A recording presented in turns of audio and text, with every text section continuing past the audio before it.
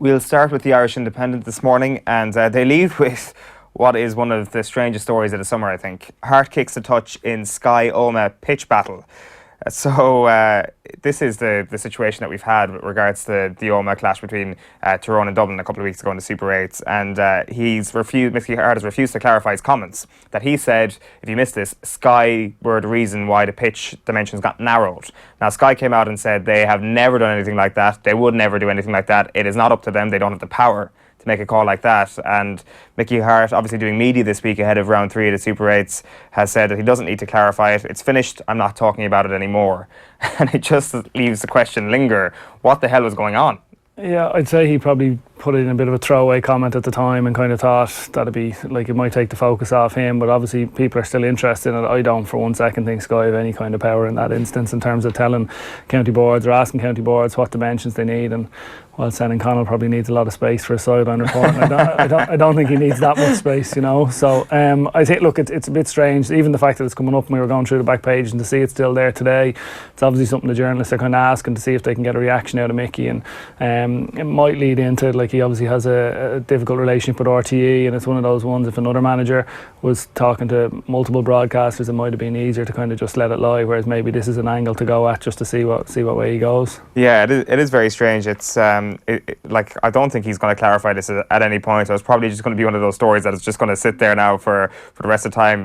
The other thing that we've got on the back page of the Irish Independent this morning is Mourinho rowing back on transfer demands. So he's attempted to ease the tension at Manchester United, Luke Edwards' piece goes, but he has backed down on his demand for 2 more signings to be made before the start of the season. So he's basically used the media as a tool to say to Ed Woodward, listen, I need more players in my squad. And for once, or maybe not for once, but the latest line in a situation where Jose Mourinho hasn't worked, or his ability to actually kind of change the course of a club via press conferences hasn't worked on this occasion. So he seems to have backed down a little bit. He's confident he's going to get 1 player, he says, but 2 I'm not going to get, which is not a drama, Mourinho says. So it's good to see Jose Mourinho avoiding drama in his career. Not a drama, but he's made it a bit of a drama the last couple of weeks. In fairness, he's been sulking his way across America on the pre-season tour. So it's one thing, again, he does try and agitate for things publicly, and you saw him coming out saying he gave his list of 5 players, and he's just adding that little bit of pressure to the board, or to the, you know, whoever's responsible for kind of going out and making these signings. He's kind of made it clear, well, I've made my wishes, and he's like the spoiled child, kind of saying, well, I'm not getting what I want, and I suppose I'll make what's best of it if I have to. But you know, you can tell he's not happy. Yeah, like, these pre-season tours are glorified J1s. Like, it's time to lighten up, man, and actually just smell the roses. Go and enjoy it, yeah. And even his attitude towards, and he's given out that the guys he has there, 50% of them aren't going to be on his squad in the next couple of weeks. Does that matter? Should he not be there? Like, is that not 50% are going to be there? So should you not be making it the best trip possible for them? Can you not improve them? And what's the problem with improving 50% of guys who mightn't be there? Like, he might be saying it's a waste of his time, but you know, surely from a coaching perspective, from a team perspective, from the whole, you hear the word culture thrown in, the whole in terms of good, successful sports teams. It's hard to see how he's creating any kind of a positive or a successful culture when he's so negative himself publicly. And I know managers can come out and have different spins on it, and he might be in the dressing room saying, well, look, I'm going to say this, but there's no way he can come out that publicly and be that negative and then have the buy-in of all the players in the background. Yeah, like, if it would be really odd if he was saying that in the dressing room, that I'm going to go out there and give a contrary message to the one I'm giving you. Not to that extent, but like, I've been in dressing rooms before, managers have kind of said, look, publicly we might say something really, here. Yeah, a little bit. Now, again, certainly not to Mourinho levels, yeah. But you know, even from a messaging perspective, in terms of where we're at or what our aims are, you might kind of play it down, or you might even play it up to try and take a bit of pressure off. But at his level, you'd often, I'm very sceptical. Any manager in any sport makes a comment, there's very few that I'd put a lot of trust in. I'm always kind of looking at it saying, okay, there has to be an angle here, what are they looking towards?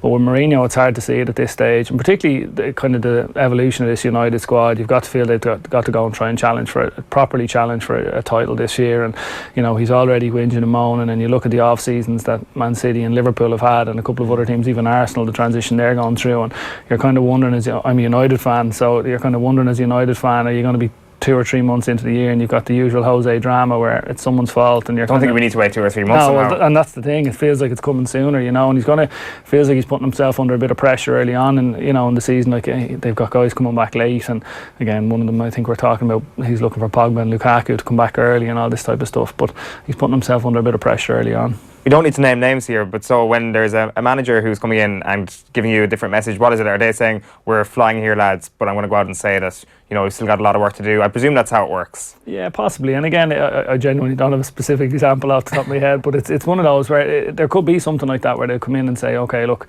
from in terms of where we're going for, what we're targeting, be with a league or with a championship or what our aims are here, but he says, we're not going to talk about that. We're going to, we'll flip it, or we'll say, look, we'll see where we're going. But internally it could be. And again, they can go and say, look, I'm going to come out and I'm really happy with the performance here tonight. We know what we did within the four walls. We're going the right direction. This is working for us. But publicly I'm going to come out and say, look, we still have doubts with this and that. And he says, we don't, but it's no harm for people to maybe continue thinking that, Yeah, it's a good level of cute tourism. Speaking of which, Darragh O'Shea on the front page of Sports Wednesday in the Irish Times says, watch out Dublin, we're feeling good here in Kerry.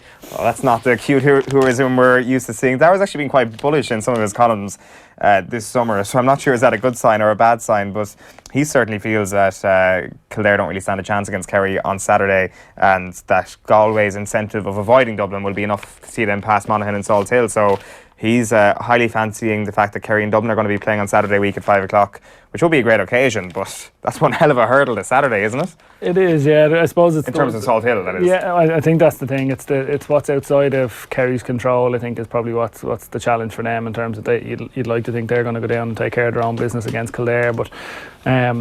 again, there's a suspicion you could see could there be a Galway Monaghan draw in Salt Hill and still sees Galway avoid Dublin, I think. So, what do you do if it's say 1 or 2 point game and say it's level? Let's just say it's level with 60 minutes gone. Like, surely both teams at that point are happy. It's like Monaghan are like, right, we're not getting knocked out of the championship. Galway are like, well, we're top of the group.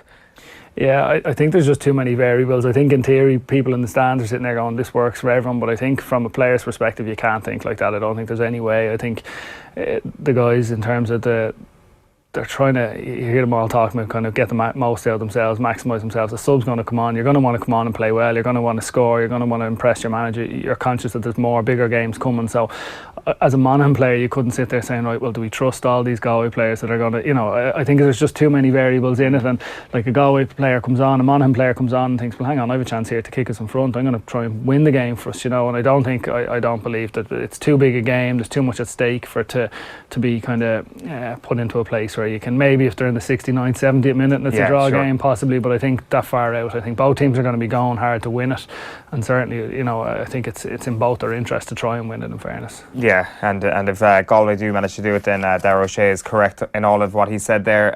The Irish Examiner then also leading with Kerry. It's not hard for me, but I do think it's hard for the players, Eamon Fitzmaurice, on dealing with criticism in the digital age. A couple of interesting comments here, Mossy, actually.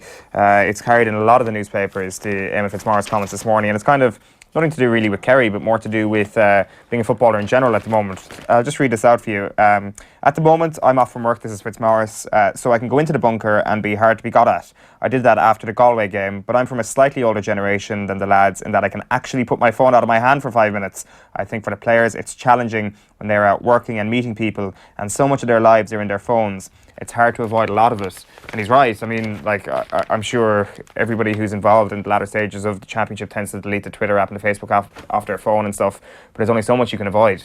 There is, yeah, and it's certainly a massive consideration, and it's a huge challenge for players at the moment. Mike Quirk wrote a really good article in the Irish Examiner yesterday talking about this in terms of the influence of phones and kind of in team environments, and even from WhatsApp to social media. And one of the things he referenced was Jason Witten, the Dallas Cowboys tight end, who's kind of transitioning into TV at the moment, and he's going to be one of ESPN's main American football analysts.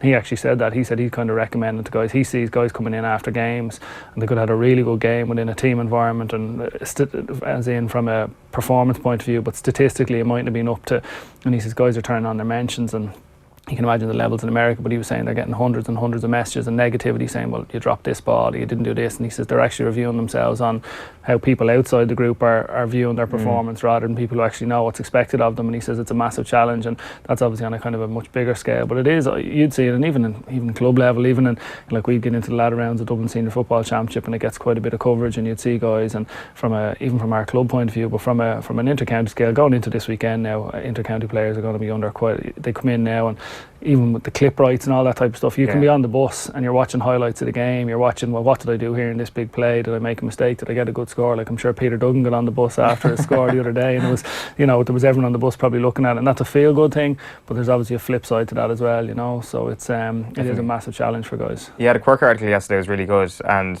I'm not sure, have you seen it yourself, where, because he referenced really the nature of the club player. I guess with the intercounty player, there's a certain level, especially if you're in Croke Park, there's a level of control where you've all got to wait for the team bus and stuff like that. But say after training when lads are driving home themselves, it's like they just leave the shoes inside in the changing room, grab the shoes, get on the phone in the dressing room for most of their time in there. They're not chatting to their teammates.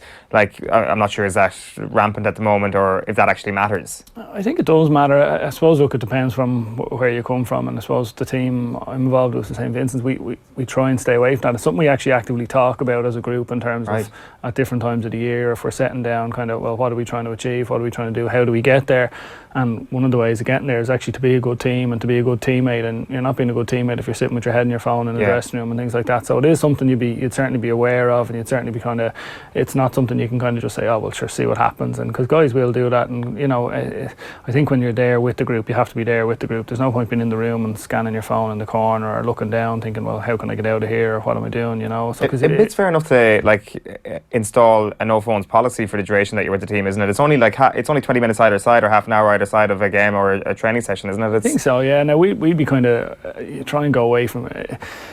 My own belief is the more rules you set in a team environment, the more challenges you'll have, because guys are not going to break them. But if you're constantly telling them, you can't do this, you can't do that, you want guys not to have them for the right reason. So you're not coming in and collecting phones at the door and putting them in a bag. But again, ideally, if you're parking the car in the car park, leave your phone in the car, come into the dressing room, and when you're going, you can look at it in the car again. You know, it's a small little nuance, but I think it's a different mentality, because at least if you know, you're actively saying, well, hang on, I'm going to leave it here, I'm parking my phone for the couple of hours that I'm here, my mind is on what we're trying to do, we're trying to get better, we're trying to whatever we're trying to achieve.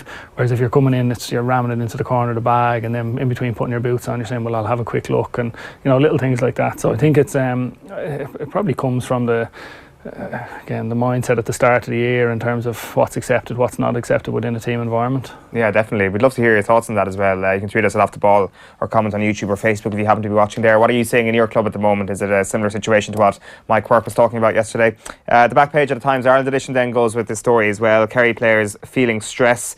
Mayo blow as coaches quit then. This is one which I don't think we've mentioned yet this morning. Two key members of Stephen Rochford's backroom team have quit, with a third selector, Tony McEntee, also expected to announce his resignation within the next month. So the Tony McEntee thing we're not sure of, but it seems that Donny Buckley and goalkeeping coach Peter Burke are going to step down after lengthy spells. This is Mike Finnerty. It's carried in, I think, the Star as well this morning. And Mike would always have his information from very good sources, so you can expect there to be two key members of Mayo's team definitely out. And by the sounds of things, it doesn't sound like McEntee's coming back either. Doesn't seem like it, no, and it's an interesting one. You'd imagine if this was the end of Stephen Rochford and the whole management team, they would have come out en masse and said, look, we've served our time, we've done our best, and we're kind of stepping away. So this would lend you to think that Rochford is keen to stay on himself, and between the guys it'll probably take a little time to wash out whether they left or whether they were kind of moved on themselves. But it seems to read that the two guys who've stepped away at the moment is by choice, you know, and it'll be up to Rochford then to go and try and put a new management team together as he looks to go forward. I think he signed one of the papers, he signed again, GA you sign, but in theory he's a 2-year deal from last October, so he's another year to run on that. So it looks as though he's going to try and put together a new management team for next year. Yeah, the signs are there that he's going to hang around. Do you miss Mayo from this summer? You would a little bit. You miss the madness a little bit, but again, it's one of those things. It's like you do like seeing new teams coming through. You like seeing new teams emerging, and it's one of those. I think when everyone looked at the Super 8s, it was hard to envisage the Super 8s not having Mayo in it, and not having. Should they be in Clarny this weekend if they were in it? Yeah, it would have been something different, you know. So it's so from that side you do, but again, it comes down to like maybe the year off, or well, not year off, but the kind of the end of the summer off might stand to them in the long run, and but in terms of the support that they bring and the kind of the little bit of uniqueness they have, I think it's the championship's probably a little bit quieter without them. Yeah, begrudgingly, I'm coming around to that point of view as well. We do miss the Mayo fans from every weekend in Croke Park. The other story here in the back of the Times Ireland edition, Ireland claim Bayern star 17. So Ireland, according to Gary Doyle here, it's an exclusive, they look set to win the three-way contest to secure the eligibility of a Bayern Munich 17-year-old Ryan Johansson. So as you can imagine, it's not from his father's side that he's Irish. He's born in Luxembourg. Johansson is featured in an underage international for Sweden, where his father is from. He qualifies for Ireland through his Mullingar-born mother, Christine McCarthy. He won the German under-17 Bundesliga with Bayern Munich last month, so he's a very promising player. And Gary Doyle here saying that Ireland are in the box seat to claim Mr. Johansson, so that will be quite the addition. Denmark having a Delaney in their team and Ireland having a Johansson in their team. The world is skewed at the moment. It's great, it's fantastic, so hopefully we claim his services. Lastly for me then, it's the Racing Post. It's they're all out to smash the plate. That's a preview of the Galway plate there later on. And the back page is it's cricket. First test, England against India, gets underway at 11 o'clock this morning. You're looking at the tabloids and the Irish Daily Mail and the likes this morning? Yeah, the Daily Mail have Kerry players again. Back to Eamon Fitzmaurice talking about the Kerry players feeling the heat, and then some of the managers, any abusive managers in the Premier League this year or across the English leagues, they're saying they're going to get yellow and red cards to improve touchline behaviour. So maybe Jose will be one of the few to try that out at the start of the league. But again, it's probably looking at the whole discipline in terms of, in soccer you see the way referees are treated in terms of from a players on the pitch, in terms of how they're communicated to, and referees or managers are obviously the starting point of that. So maybe it's one of these, it's a kind of a journey to see if managers can start behaving themselves a little bit better. Will it have a knock-on effect to players and how the respect levels with soccer players? Yeah, what do you reckon? Like, is it going to work? Is this the sort of right way to go? Like, it's one of those ones. Is it a story that's released in what are we now? Just turning into August at the start of the league, and they say, oh well, this is what we're going to implement. But is it actually going to happen, or is it going to be back to the couple of the handful of incidents during the year where somebody abuses the fourth official, and it's usually, well, it had been traditionally Wenger or Mourinho, high profile. Like, I don't know. Pardew as well. Missing Wenger and Pardew are missing two key culprits here. Yeah, so Jose will need some new backup in that area. But it's I don't know. Like, I do think there's an issue in soccer in terms of the respect level for referees. You see it in terms of, it's not, you don't need to be an expert lip reader to see what way some of the players talk to referees. And for me, and again, before any soccer people come in, GA have their own challenges to refereeing decisions, but in terms of I do think it's something that could definitely improve, and if this is one step towards doing it, I think it's probably a good thing. Definitely, no question about that. You're right though, like it does, the GA do have their own problems as well. I guess it's just kind of, it's more in focus with the Premier League because there's just a higher volume of games on TV, and every little minute detail is caught. Like with McStay, if that was a league game with one camera at it, we might never have had the conversation about Kevin McStay, so that definitely changes things. The Herald are going with Jose as well this morning. The Herald have Jose, and they're talking about him looking for Pogba and Lukaku to come back early. So they're saying he sends out an SOS, and he's looking for Lingard as well to come back, maybe Rashford. So it's hard to believe the Premier League starts. I think it's Friday week, and United are on the first evening. That's something else Jose's had a moan about in terms of being out on the Friday rather than the Saturday or the Sunday. But it's been not a peep really about the Premier League. Like, we were having this conversation out in the office yesterday. It must just be due to the fact that all the football writers, because England got so far into the World Cup, are now on their holidays. They're on their couple of weeks off before the madness starts again. Yeah, a little bit, and I suppose Sky Sports are probably the only ones talking about it because that's all they've had all summer. So I think if you need your Premier League fixture, going to Sky Sports News. And again, the pre-season friendlies, like a lot of the teams are over in America, and there was over 100,000 people at United and Liverpool the other night. But again, what are you going to really learn from a pre-season friendly? Are you going to take any much stock from it? And as an Arsenal fan, I'm reading into the fact that they beat PSG, as Arsenal are going to win the Champions League this year. So I'm reading all into it. It's time to get carried away. Well, my Liverpool friends enjoyed Liverpool beating United 4-1 the other night. I'm sure they did. So I'm hoping that's the only time they get it this year. And just the other one on the Herald is on Liverpool, the new sign and the goalkeeper, Alisson, the Brazilian goalkeeper, and he looks like a bit of a unit in fairness to him. So he's got a bit of there'll obviously be expectation coming in on the price tag that he's arriving on, but you'd imagine he's going to be an upgrade on what Liverpool have had there over the past couple of seasons. Definitely, it wouldn't be hard to do that. No, it wouldn't have been. And then again, similarly, we've touched on these before. This is the Daily Star. So Titanic, this is more rather than Mickey Harte talking about the Sky Sports. It's just, I suppose, the level of the clash that's coming this weekend with Donegal up in Ballybuffet. And I think he realised his comments are effectively, most people thought Dublin were going to win the group, and with the experience that both Donegal and Tyrone had, that they would have overcome Roscommon. And he says, as it turned out that way, so it is it feels like he could see this winner-take-all game coming up. So they're obviously ready for it. It's something they're, I think Tyrone, certainly in the past, have relished going into environments like this and trying to get a big performance, and you'd imagine this weekend is no different. And Donegal seem to have a couple of injuries, we might talk about it a bit later on, but in terms of particularly the McBurty one is probably a game changer for Donegal across the latter stage of the championship. They could probably get away without him in certain games, but you saw it against Dublin, they probably missed that class of finishing, and especially when you look at the league game and his performance against Dublin. Yeah, absolutely, and that's one of the things they'll obviously be going into the Tyrone game, kind of obviously if you had McBurty, you're kind of looking at he's clearly a game changer in terms of what they can do going forward and where they can play other players as well. So, but that's what Mickey Harte was looking forward to. And then back to United for a second. The Sun with an exclusive that the Red Devils, they'd want Zizou if Jose goes. That's amazing. Yeah, yeah. Like I hope that's true. Well, you'd imagine this is just the textbook Sun. Well, we'll work out. Jose's frustrated at the moment of what managers are out there, because that was the one thing. Like, I'm not a big Mourinho fan as a United manager, and it's one of those. Well, if he goes, who do you get in to replace him? And when I came in today, I saw that and I said, oh, okay, yeah, well, that'll do. You could buy into that for a while, all right, yeah. So, but that's what the Sun are saying. So if the Sun are saying it, it must be true. And again, back to Fitzmaurice and a bit on Rafa Benitez turning down a chance to get involved with Spain is what the Sun are also reporting here. That, that's an interesting one. It says that the Spanish Football Federation president was contacted by Newcastle and was offered Rafa Benitez. Yeah. It's like, what the hell is that about? Yeah, so whether Newcastle are trying to get him off the books, or Mike Ashley saw, that's exactly what I thought. Mike Ashley saw an out and said, well, hang on, maybe there's a chance for us to make a few quid on this here, you know. Different type of sports direct sale for the summer, maybe. Mirror Sport, again, they're reporting that PSG are looking to sign N'Golo Kante from Chelsea. £290,000 a week is what they're suggesting here, which is just, I suppose, mind-boggling money. And then also that Barcelona are looking to sign Simon Mignolet to go from what they're saying Liverpool's number 3 choice goalkeeper to be Barcelona's 2nd choice goalkeeper. So again, whether there's any truth in that would be interesting to see. And then the last couple, just in terms of some of the other papers. So the Guardian here, cricket story on the back, just in terms of the Joe Root has backed himself in terms of the potential for England to deliver a significant statement against India this summer. So that's from that side. And then the same thing here again, and this is the Daily Telegraph and just the expectation of the English in terms of their series under India, so how important it is for them. Yeah, clearly the English press not too plussed with the idea that the Premier League is just around the corner either. It's cricket season over there, it's GAA season over here, and that is certainly what we're going to be chatting about next. We're going to get stuck into the Super 8's final round preview.